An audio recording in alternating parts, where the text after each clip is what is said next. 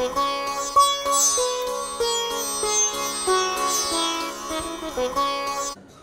the topic of the meeting topic is a very important topic that whenever we have to vaccinate, whenever we have to create a policy, wherever we have to put in money for any intervention, one of the things which we are asked is what is the disease burden. For disease burden, and that is also very important for priority setting.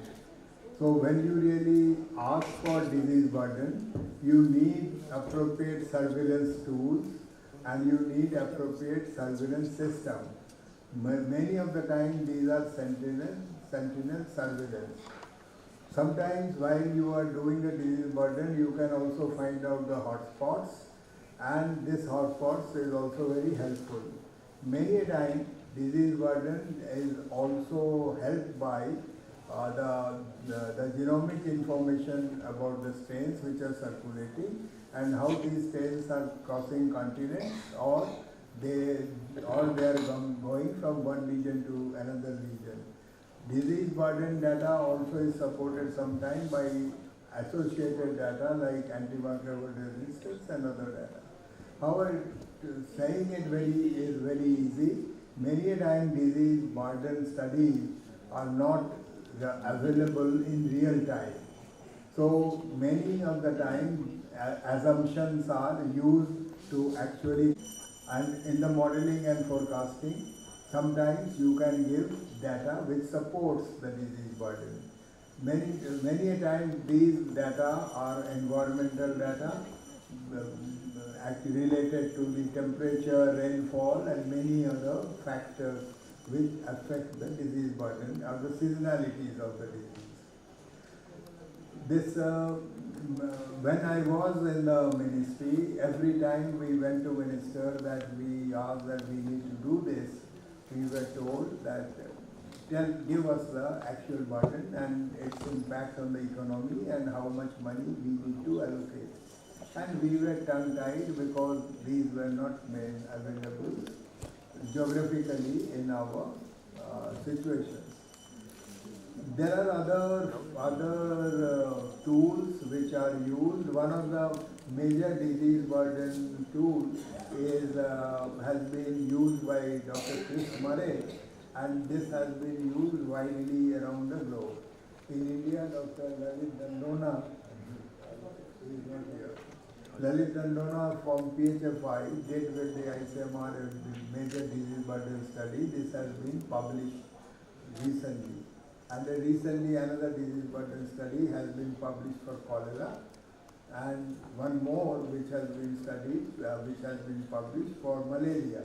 But these are, we also published disease burden study for AIDS and some of the viral virus infections which are happening at this given moment.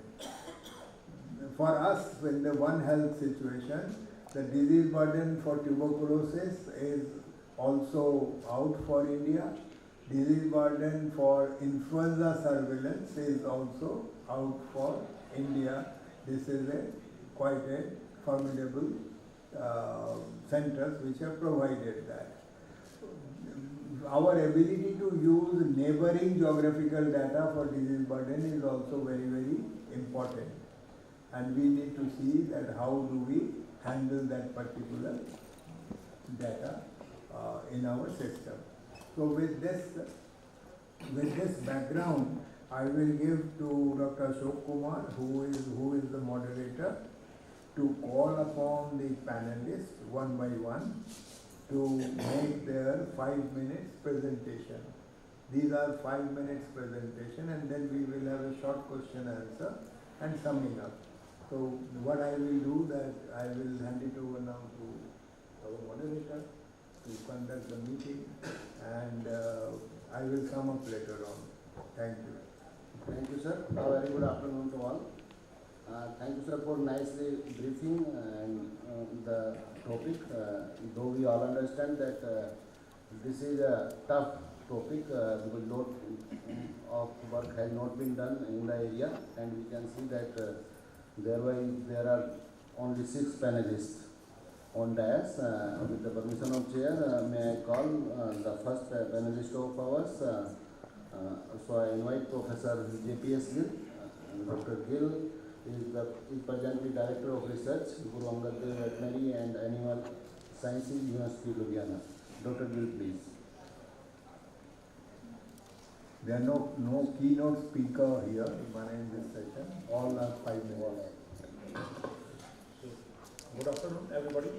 So after a burden of a heavy lunch, we will start a session on burden of disease. As Dr. Gangli and Dr. Ashok Kumar has mentioned, this is an important sector, but very little work has been done on this topic. So presently the burden of disease estimation, especially in the zoonotic diseases, is in infancy, because there is no one health approach. So some diseases are medically important, the medical people are working on it, some are veterinary important, just like brucellosis, the person of the veterinarian are working on it, and there is no collaboration between them. And there is no proper disease reporting, and we have only the incidence and the prevalence data, or some data which we consider as a burden of disease. Then what data is available? There is no accuracy of data, what's the sampling plan, what's the method used, and then we do not have any mortality data, especially in the animal husbandry sector. So in the human beings, the burden of disease is navigated by the terms disability adjusted life years, daily, highly, and quality adjusted years, but no equivalent unit is in the livestock. So it is very difficult to estimate the burden of disease globally, because the livestock product prices and productivity varies, cost of monitoring and the control varies. So usually to calculate the burden of disease, we depend upon the direct losses, which are the visible losses, death, illness, stunted growth, and the invisible losses like the reduced fertility, reduced milk yield, reduced production. Then the indirect losses, mitigation and control losses for the drug and vaccine and surveillance, human health impacts we need to calculate. So from the veterinary side of point of view, we need a 12-page unit that can capture both the health impacts of disease and overcome the challenges of the disease impact assessment. So what we needed? We need a country-specific, scientific, accurate database to refine our estimates, mainly for the case, what's the case definition, how the sample is collected, what's the diagnostic tools and SOPs, production losses, product losses, fecundity losses, data on morbidity, death losses, and human health impact losses. But what's the way forward? Well, how we can go for the estimating the good burden of disease calculations? We need to have a disease prioritization of the zoonotic disease, for which we need the data. There should be a One Health approach. Just in initial it told that we need not go for the capacity building, but in the sector of the veterinary epidemiology, livestock economics, and the disease modeling, we need a capacity building, especially in India, because all the modeling is done by the scientists abroad, and it doesn't, the factors are not related directly to the human side, veterinary side. Then we need to improve the data collection methods, the funding of the proposal for the disease dynamic, risk assess factors, and BOD, that the disease burden. So it can be, if properly calculated, a valuable tool to understand disease situation, support decision making, prevent potential diseases, and the quick resolve in the emergency. So I have done, my team has initiated, beside these limitations, some work on the economic burdens of the major diseases, just like in the brucellosis. These are the published data. So it's about $200 billion in all the livestock and population per year in India. For human brucellosis, is more than 600 million, and there is 1.7 lakh dailies in human beings. Loss is there. Cystic echinococcus, it's 11.47 billion, and in human and livestock population, in neurocercosis, it's about 12.3 billion, about 2.10 million dailies lost in human beings. So I will give you the one example, because just in the morning session, in the AMR session, it was also discussed that one Buckle model of the AMR, what's the India is becoming a hotspot, because it's based on totally the assumptions. So we do not have the base data, what's the AMR antibiotics used, and what is the mass size. So these give the bad figures to the idea we should develop our own models. So just these models can help in policy development, disease prioritization. I have worked on the cost benefit. One example I am giving: cost benefit analysis of intervention policies for prevention and control of brucellosis in meat. So total vaccination of the cattle, vaccination of young ones, and the replacement stocks, then slaughter and segregation, and the vaccination models. 3 models were discussed in this strategies. We found that the prevalence of the brucella infection will drop 2% in a cattle and 3% in a buffalo after 20 years. And the cost benefit ratio was about 3 to 7% in cattle and about 5 to 12 times in the buffalo. So even before start of each of the control programs, we need to work on what's the cost benefit ratio of these control programs. Similarly, we have initiated the annual cost of the mastitis control program in Punjab, in which we are calculating what's the prevention control measures, and it will cost about 300 crore for the state, and the benefit is 1300 crores. So benefit is 4.5 times. Thank you. Thank you, Dr. Jim. May I invite now Professor Parimal Roy. Parimal Roy is the Director, National Institute of Veterinary Epidemiology and Disease Informatics, located at Bangalore. And I'll respect Dr. Roy to please ensure the time limits.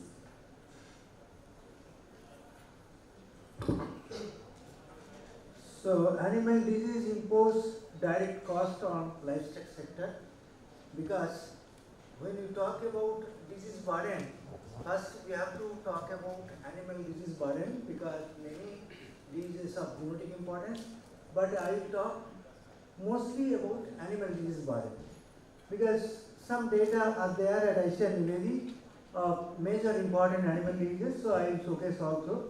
So they cause different kind of loss as a result, huge economic loss. So that's why we have written few lines how it will help the farmers and augment income if we control the diseases. So these are the certain important diseases we have recorded cumulative data 2011 to 18, and if you see that the certain viral disease, certain bacterial disease we have prioritized, and you can see that these diseases, HS, BQ, anthrax, these are all important diseases for bacteria, and foot and mouth disease, PPR, all these are viral diseases, and there are several parasitic diseases are also very commonly reported from many places of India. So if we see into loss, economic loss, it is huge. If you see FMD 2014, it was estimated about 20,000 crore. And similarly, if you see every diseases, even brucellosis 20,000 or not, and PPR about 1,600, for HS 5,255. This amount of use, it may not be a very accurate data. From the available data, it was calculated, and that data shows this much loss. And if we have proper reporting system, proper surveillance system, the loss will be still more. So even we can estimate also based on questionnaire how much is not reported, unreported. So after that, so first is we have to improve the disease surveillance system, disease reporting system, recording system, and once it is done, we can develop a risk map. These are the heat map we are collecting, identification of risk, validation of risk, and putting into a sheet, and we are developing maps. And these are few risk maps. What is the importance of risk map? Because if we know the hotspot, we know where the control strategy should be taken care. Because resources are limited, only you see red areas, they are all very endemic areas where recorded disease is more. So those areas we can, mitigation strategy, we can prioritize. So these are the certain points. Once we find out the diseases, and it is a Karnataka map, we have shown the diseases, more endemic areas or majority of the diseases, and then mitigation strategy, we are discussing a lot of mitigation strategy, vaccination, disposal, control, so many things what we are talking so long. So these all comes under mitigation strategy, and also as I told you, importance of risk map and forewarning of disease, all we are doing at ICR Nivedi, but the robust system requires good reporting, And once we get a valuable data from village level, we can improve this thing, and this will have high importance to reduce the disease burden. Thank you. Thank you, Dr. M. Next of our panelist is Dr. Anand Krishnan. He is Professor, Center for Community Medicine at All India Institute of Medical Sciences. Dr. Krishnan, please.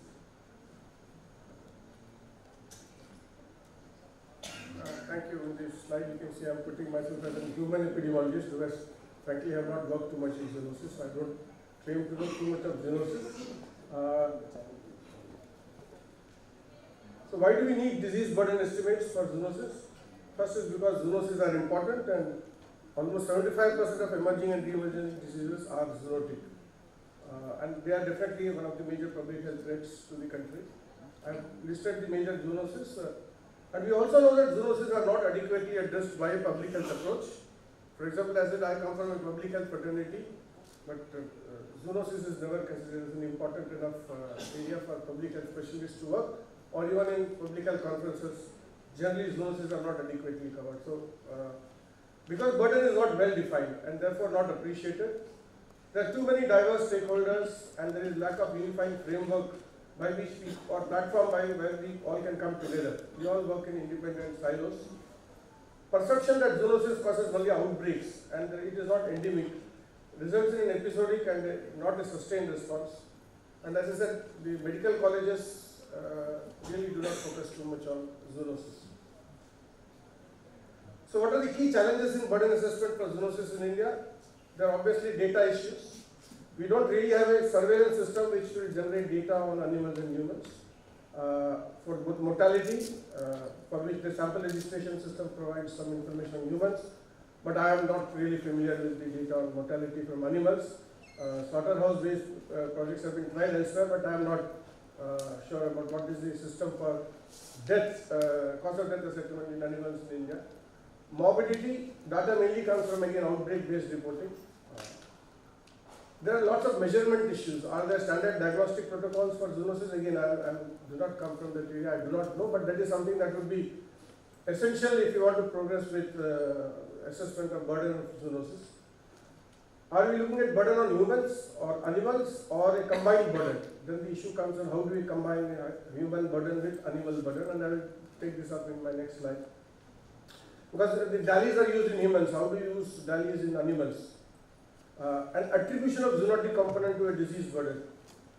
For example, diarrhea could be caused by zoonosis, or fever could be caused by zoonosis.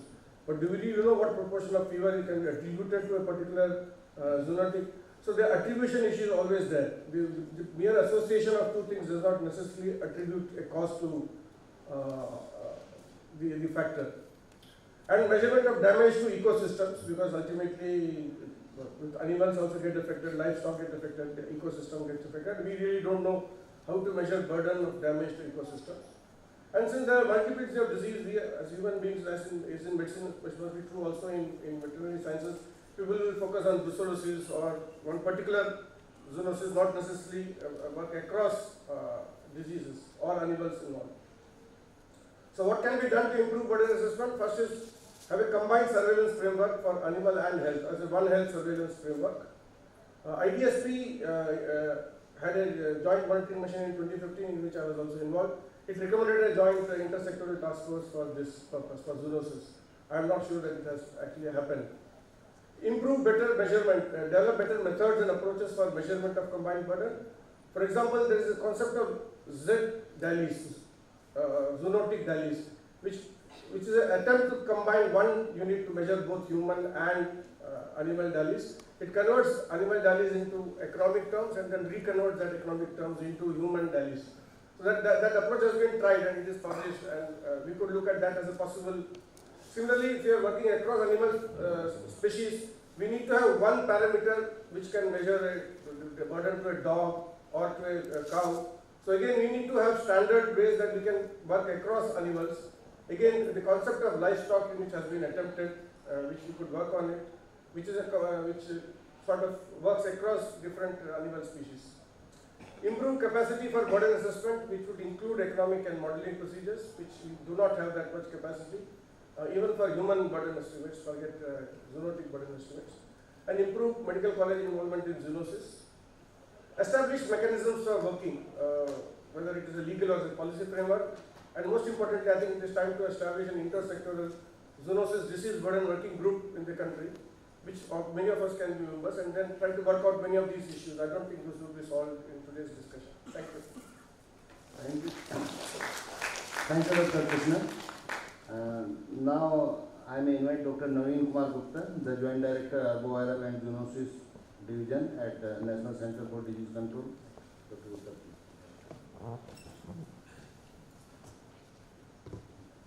Thank you, everyone. I am Dr. Naveen Gupta, Joint Director, Zoonosis Division from National Center for Disease Control, and I thank the organizers for bringing all the ministries well together. And in fact, for the last 3 years, there have been a number of meetings through the NCDC with ICMR, with ICAR, DHR, Department of Animal Husbandry and Fisheries, and the entire emphasis of the Ministry of Health and Family Welfare is that it has been really realized that there is a concept of One Health. It should not just merely be talked, it requires good zeal of implementation. So on that note, I'll just give you a brief overview. For the last 3 years, I've been handling, say, a few of the programs under the Ministry of Health and Family Welfare, National Rabies Control Program, then National Leptospira Control Program, and the intersectoral coordination. And it has been long felt that there is a need to have this kind of a One Health approach to control these zoonotic diseases. And in present scenario, how we see here in the IDSP, which is the largest integrated disease surveillance program in the country, which only captures the outbreak-based data. It does not carry per se the burden of the disease if you want to have that. But running a program, as Dr. Ganguly very correctly said, you have to convince the administrators that why you need the money and what needs to be controlled. Now, as far as the middle or the low income countries they are concerned, they are the ones who are living, say, in very close association with the animals, right? So this is where so many diseases, the zoonosis, there's a very high chance for the disease transmission and they are happening. So the diagnostic facilities, they are lacking, and ultimately you can't diagnose a disease, so you can't pick up a disease. So you don't know the disease burden. This is where we start, this is where we strive, this is what brings us all together, because let us talk about it, there is a need of vaccines, there is a need of therapeutics, there is a need of good surveillance methods, and ultimately disease burden plays a very important role. So on that note, only 2-3 slides as per the organizers. Why knowing the disease burden is important? Because the health data from the routine statistics or the epidemiological studies may be fragmented. They concentrate on the fatal health outcomes only, or they are only partially available. Then studies which investigate the particular conditions, they may actually overestimate the mortality, largely because of the several coexisting diseases. They may contribute and compete for the cause of the death. Then the traditional statistics, they often do not permit the direct comparison of the cost effectiveness of the different health treatment. Hence, the estimation of the burden of the disease will help in overcoming some of these problems. This is a very classical diagram to show the disability adjusted life years, and this is how the disease burden is classically calculated. It's not merely the incidence and prevalence, it takes into account the years of the disability and the lives lost also. And this is one of the very, again, good diagram to show the burden of the disease in the world. So the global disease burden, which I know one of the scientists, PHFI in the Indian context, had presented to the ICMR for the disease burden study, first ever, and then I think India Dona. Earlier he was supposed to be there in the panel, right now he's not there. So now this burden of disease not only takes care of the communicable but also the non-communicable diseases, where the say the cardiovascular diseases, they rate as, or they top the chart, followed by the infectious, say diarrhea, and the common infectious diseases, and the cancers, other NCDs. And the zoonosis, they are fairly low, right? They're important, but it's naturally and definitely they stand in the top 10. So this is my last slide, the information generated by the burden disease. This will enable the policymakers and the others to appropriately allocate the resources to the disease and its prevention and control efforts. And also, very, very important of running a program is monitoring and evaluation, developing the new standards, and also to assess the cost effectiveness of the interventions that we will do, and they will quantify the burden in the monetary cost, which is very important. Thank you. Thank you, Dr. Gupta. Now I may invite Dr. B.N. Tripathi. Dr. Tripathi is presently Director, National Research Center on Coins, located at Isar. All of our panelists respected the time limit and same is respected from our Dr. Tripathi.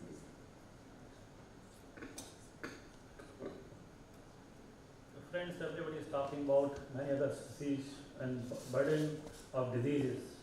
I'll be talking about burden of only one disease, and that is blindness. Blindness is a very, very old disease, and you are aware of this. The disease has been how it is threatening the coin population in many Asian countries and African countries and some of the South American countries as well. Here, you know that this is bacterial disease and it is caused by one of the most fastidious bacteria, that is Burkholderia mariae, and by USA it has been categorized as a tier 1 select agent. The primary host for this disease, this bacterium, is primarily horses, mules and donkeys. Other species of animals can be infected, including carnivores that take flesh of infected horses. Humans are the occasional host, but once they are infected, it is very dangerous to control that. And the last time that anybody who could be saved from blindness was from USA laboratory, after treatment of up to 1 year, and then monitoring for another 1 year. So the last case. Friends, why is it so important? Because there is no treatment, there is no vaccine. If there are any treatment, we only advise for those who are very costly points like zebra, etc. Or treatment in humans, it is always possible, and now there are a lot of combination of antibiotics and we can be treated, but it's not advised for the animals at all. Economic losses due to this disease is tremendous. No? Once one disease was infected, we have to go for a certain guidelines we have to follow. We have to eliminate the animals, and a lot of restriction on movement and the trade balance and all the question events, whatever, everything goes off for time being. And remember the last incidents in Brazilian Olympics, no? The Rio de Janeiro, when the glider case, that was difficult to organize the games itself. So the disease is still burdening in Asia and African countries, and the possibility of bioorganization is always there. So that is one important issue. Now, what did that not work? The disease has been occurring in this country since 1881, the 19th century, and through 20th century it has entered to 21st century, and even with a greater magnitude. Part of the region that we had a national policy, some guidelines. There was Act of Parliament during 1899 that was called the Blinders at Farsi Act. But even then that didn't work. We had a system for that. And we didn't have a national surveillance program. That was a major issue. So, but we have been following one new guideline that was passed in 2009. So, current time, elimination, post-outbreak, surveillance, and monitoring, they have been followed by state government, but they have not been very, very adequate. And as a result, the disease has been spreading. The tracking of animals, uncontrolled movement of equines, and the meager compensation. Until recently, it was only 50 rupees per equine till 2013-14. Now, of course, we have increased that. But even then, government has already decided to go further enhance this amount further. And another limitation was that we did not have a very good diagnostic. And the reason was that many tests was in vivo field use test, and CFT was under laboratory, that was very difficult to be done in the all state laboratory, etc. Then there are some limitations. But what is the problem that what we have now? Now we have currently a diagnostic test that can be included in the vendors program, and animal identification system. Because there is a lot of movement of animals, it points from one state to another state. So now if you are able to identify the animal and issue animal health card, that would be good. And then intersectoral coordination. We are already coordinating with NCDC for seeing the human prevalence. And now how about we can address this? Now there could be three approaches.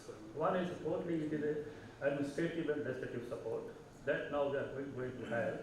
And then registration of health cards, then handling of disease incidents as per our national policy guidelines that is already under approval and has been approved with the government.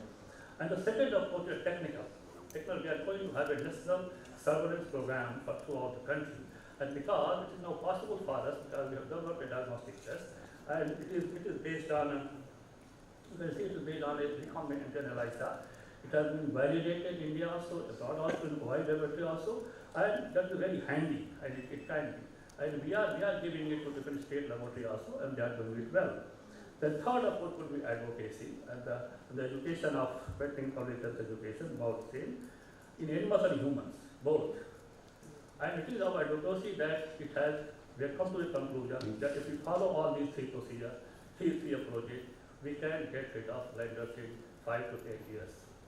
Thank you. Thank you, Dr. Tripathi. My request now, Professor Yejro Grohan. Professor Grohan is there, James Law Professor of Epidemiology, Department of Population Medicine and Diagnostic Sciences, College of Veterinary Medicine, Cornell University, USA.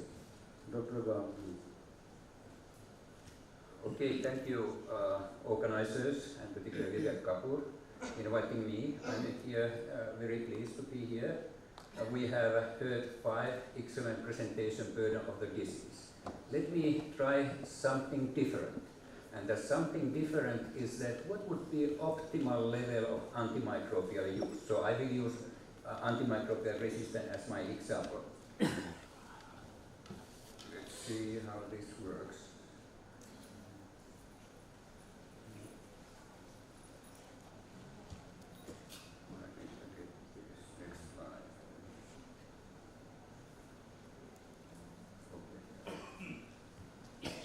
So, conceptually, I would explain this antimicrobial question using these drivers, pressures, state, and impact. So, as a drivers, as we know, it is related in animal agriculture to disease occurrence, but also economic benefit of the treatment.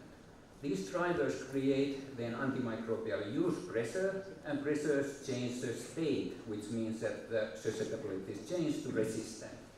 It has impact both in animal side and human side. So we have human well-being, public health, animal welfare, farm revenues.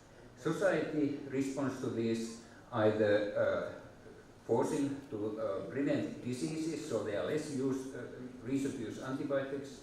We may use some policy aspects of voluntary antimicrobial use. We may have some alternatives or some type of adaptation. We say that let's see what the next generation will do with antimicrobial resistance. So, how might we address this economic question? In this table, I try to, or this graph, I would like to look society versus producers.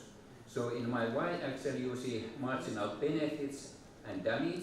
Blue line is indicating these benefits. And on my x-axis antimicrobial use.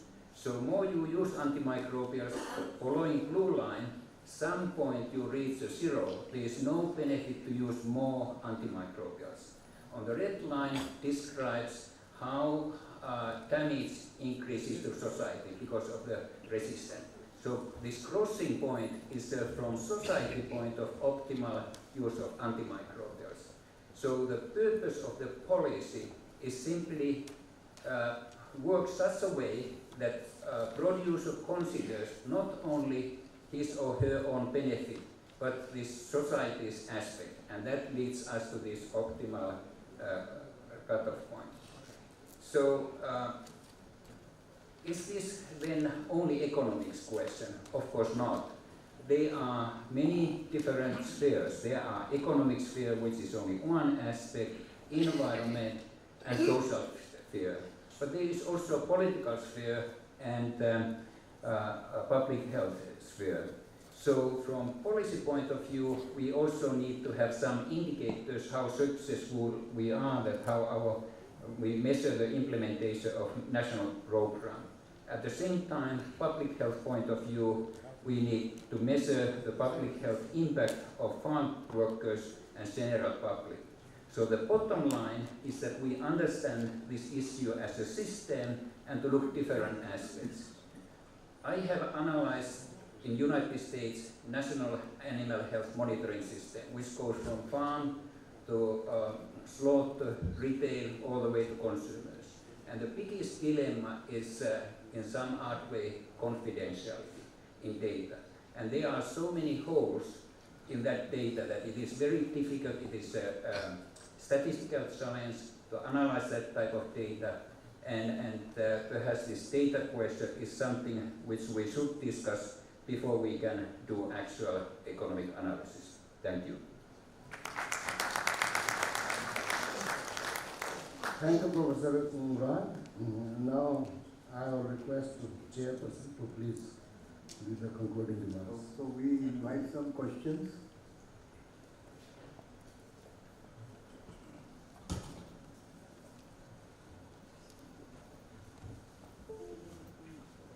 There are no questions? Any query or submission? Yes, yes, please. Dr. Singh, please. I have a question, Dr. Gill. Now the economic loss that you projected, it is on year-to-year basis? Yearly. Yearly basis. Okay. Then, Dr. Gupta, we understand that there is standing committee on zoonosis. As somebody was presenting, there is no intersectoral collaboration. So I think that is in place. And what is happening with this, so that we can have an idea what it, because policymakers or the people at the helm of affairs to take the decision or make commitment, they take into account only two aspects so far as I understand. One is mortality, fear of the society like rabies in human beings, and rinderpest in our veterinary sector, or the economics. A disease like brucella, which doesn't show any, it goes unnoticed in animals and human beings. Nobody bothers until you put economics. So disease burden is definitely very important. So what about this standing committee on zoonotic diseases? We have this standing committee of zoonosis under our DG, right now Dr. Venkatesh. And in fact, I remember 2 years back, I called you in that meeting for the same purpose, because Government of India through the Ministry of Health and Ministry of Health and Family Welfare very seriously wants to take up the issue of brucellosis, because brucella is one disease which is going to be acute, which is going to be chronic, and then there are going to be so many relapses despite the treatment. So the years of disability they are much higher as compared to merely the death. So, but the issue on the human side is we grossly lack in our, say, diagnostic facilities which are available all over the country. So personally, last year through the IDSP system, we have started the training all the states region-wise. Just I think 3 months back, I was there for the training of all the northeastern states of the human brucellosis. But as far as the test for the human brucellosis, the diagnosis is going to be mainly serological, say on the basis of the ELISA test. So it's going to be very, I really can't comment what implication and how the disease burden for the brucellosis can be calculated on the human side. But definitely yes, we need to improve on diagnostics first. That is going to be the first step. Thank you. Having economic losses from a zoonotic disease is very difficult because non-availability of data, just as we have discussed. But in the DPT funding network on brucellosis, there were many centers collecting data with the same patterns, same methods, and same methodologies used, and their data is used for these modeling for the human sites and as well as the animal side. Otherwise, it's very difficult because the range is from 1% to the 15% from various localities. So if we have the one diagnostic kits, that one method, and one SOPs are used, then it is very easy to calculate these economic losses. Thank you, Dr. Gill. Professor Kapoor, please. Vivek Kapoor from State. So thank you very much for that. I'm just curious, where does one start? So how does one start? So I think everyone agreed that this is necessary and important. So how do we start to get better global burden of animal disease or zoonotic disease estimates? So what is keeping us from doing this? So I take again as an example of this antimicrobial use, which is extremely complex system. And if you were here present the antimicrobial discussion and particular keynote talk, there are a lot of papers first to estimate even antimicrobial use. And so assumption there is that antimicrobial use is related to resistance almost automatically. But the data quality is major problem. And so there are global data, but how reliable they are. For instance, antimicrobial use in animal agriculture. Many of those studies are simply based on animal densities in different populations. And then using this density information, thinking that what would be recommendation treatment. And so it is quite obvious that those are not reliable data. They give some idea, and so sometimes it becomes almost a question that whether we see changes, or so either we have for monitoring purposes or really to do thorough study. So in our case, we in United States, we study individual diseases, and there are different strategies in animal agriculture how you can decrease the antimicrobial use. For instance, we are not allowed to use any longer growth promoters. So then the question is that what is the impact of this policy change? That do we really see any change in antimicrobial resistance? And that is, we have tried to study, but it is extremely difficult, and it takes many years just to see what is the impact of that. So my major point is that lack of data is a major difficulty. And Vivek, this is how India started it, because as Dr. Gill said in his opening statement, that these data in the animal surveillance of disease burden was not superimposed on human surveillance and disease burden. So Dr. SRO, I don't know, he has disappeared, but you have not disappeared. So he started a program in which 4 indicator diseases were taken up. One was brucellosis. So the brucellosis surveillance disease burden was powered by Dr. Gill, but it was all India. And farmers and others who were in close contact with, they were also, surveillance was done on them also. The data was superimposed, and you could get a sense of how much is happening in animals and humans, and from that you could calculate the indicators.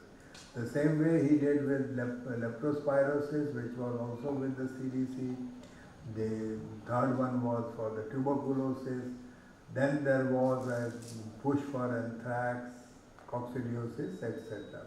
There were some other diseases like foot and mouth disease, and Newcastle disease, and some others which were actually surveillance systems were set up. The tools for diagnosis were set up. Tools for surveillance was set up. Both may be different. So that data set, after superimposing them, were being really analyzed and projected. Like you saw in the tuberculosis. Tuberculosis, you saw that it is 7 to 7.1% in India, in different places. 11% was highest in Africa, and 1.4% of the came. We also have how much is the tuberculosis burden in India, because there is a disease burden study which has been done there. When you superimpose that, you get some idea. But the economic effect, you don't get that idea. Because Dr. Gongal informed me later on that in Nepal, India and other places, the elephants are infected with tuberculosis, and one cannot cull an elephant. It is hugely costly thing to do. You cannot even treat the elephant because you do not know how. There is no treatment recommendation and algorithm for tuberculosis in animals. So this is a huge story, but it's just emerging. The one major aim here was to superimpose the One Health and as much proximity as possible.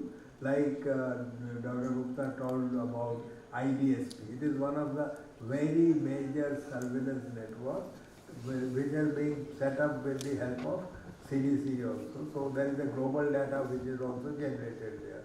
But IDSP needed to be married to the animal health surveillance. And there are networks in the Europe and other places which you could use here. And here the network is just getting established. And so these will be the challenges ultimately. Thank you, sir. We have a little bit time if somebody else wants to submit something or somebody wants to have some query. You can make a comment. Just as a matter of word, I would like to add, the rabies burden study has been approved by the DGHS. So NCDC and ICMR, they are going to do that. And apart from that, through the ICMR system also, the leptospira burden study has also been discussed. So very shortly, that is also in the pipeline for the approval. So it's not that the question which Dr. Vivek was asking was what prevents. Sometimes, as the through the Ministry of Health, supposedly you have the money, but you require the you require the experts, right? They should be ready to partner. They should be ready to work together. So these are the constraints. So by having this One Health approach and working together, and as Dr. Gambhir was talking about the integration of the IDSP, so Dr. Suresh Hanapawal is here with us, so with his efforts. So there is a integration of the NITRS with the IDSP. So this is for whatsoever is happening on the animal side. So from the veterinary side, so supposedly there is some outbreak is happening in the animals. So the human health side will have the early warning signals. And on line of that, the Ministry of Health has again formed the state level zoonosis committees as well as the district level zoonosis committees. So I think more than half of the country, they have already formed the committees and they have notified also. This is for the information. Thank you, Dr. Gupta. Query from Professor Kapoor. There are a lot of replies for your question. A lot of discussion you are initiating. This is going to be last question, sir. I am Dr. Jagvir Rawat from Lala Lajpat Rai University of Veterinary and Animal Sciences, SR. My question is relating with the non-infectious diseases burden. Maybe the production system itself, calling for the national problem of adulteration of milk.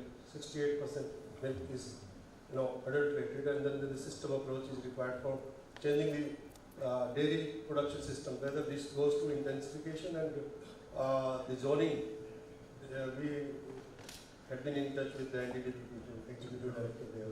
Maybe we start experimenting whether the intensification strategy could be devised. The question is that can we think about the economic paradigm, the bottom line for the infectious disease burden and the non-infectious issues like adulteration? Like not only adulteration, there are a lot of relationship with infection and NCDs. These are known things, but it was actually the prioritizing that if you do the communicable first, then the human NCD surveillance is in place. But if you do the communicable first, the advantages were much more than the NCD. So NCD animal surveillance for certain particular areas are there, but adulteration, etc., what you are saying, will have a strong economic burden. So if we want to summarize, we got few pointers over here and few gaps over here. We now know that there are surveillance systems which are being put in place. These are not very old surveillance systems. These surveillance systems have, some are 10-year-old, some go, which are really good surveillance system with major points of information.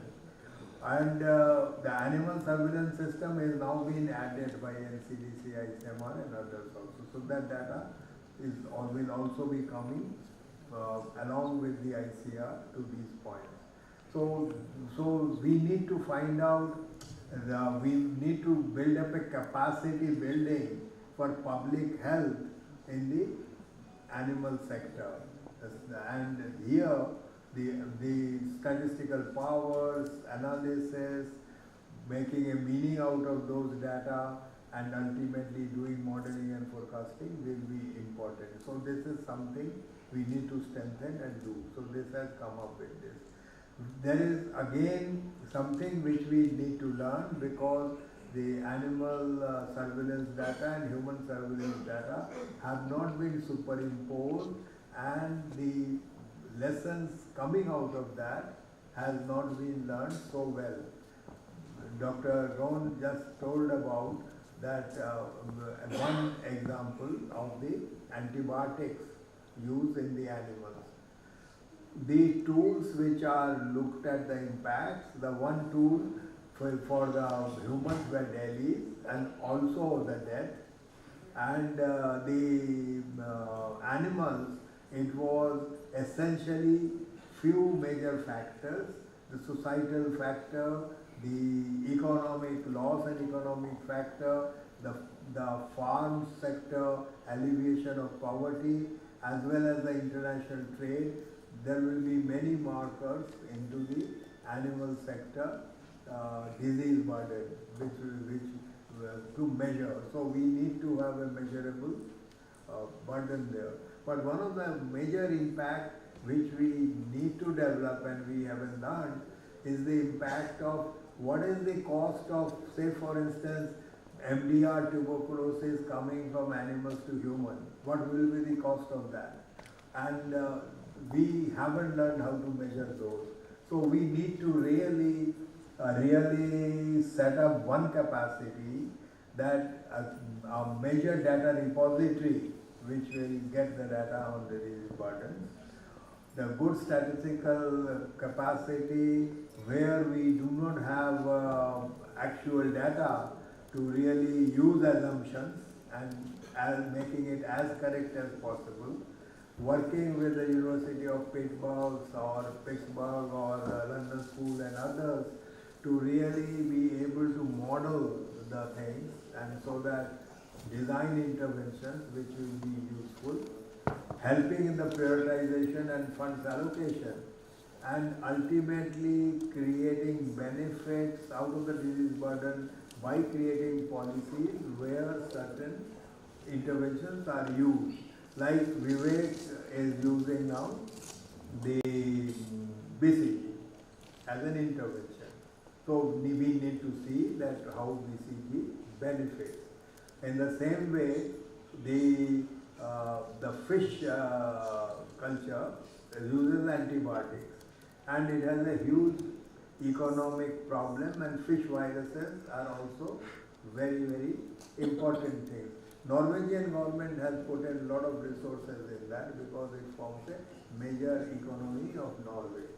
In Andhra Pradesh, Telangana now, every 2 kilometers, 3 kilometers, there is a PCR shop, because the shrimps are getting exported, so people are looking at the viruses or organisms in the shrimps. The same, so there is a very intricately set up thing which at this given moment, one of the major factor will be saving our farming sector from poverty, economically lifting them, creating policies which help, and preventing spread of animal diseases to human. That will be also very important part. So with this, we finish. You want to make a comment? So with this, we finish this session and we hand it over to Dr. Rao. Thank you.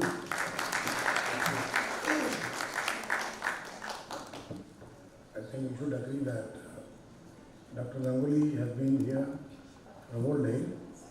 He is one of our senior most leaders in medical area. Thanks, sir, for your able guidance for 2 sessions here on tuberculosis and disease burden. We really enjoyed the way you conducted. We also congratulate our panelists of disease burden. You reduce our burden a little bit. I will give you some momentum. I